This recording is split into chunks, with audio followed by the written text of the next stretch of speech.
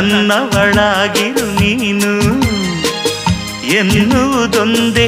ಓಹೋ ನೀನಿರುವುದಾದರೆ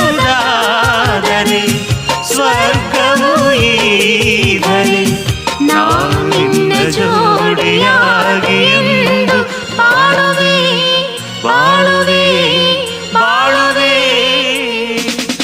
ಎಂದೆಂದು ಎಂದೆಂದು ನಿನ್ನನ್ನು ಮರೆತು ಬದುಕಿರಲಾರೆ. ಇನ್ನೆಂದು ಇನ್ನೆಂದು ನಿನ್ನನ್ನು ಅಗಲಿ ನಾನಿರಲಾರೆ. ಒಂದು ಕ್ಷಣ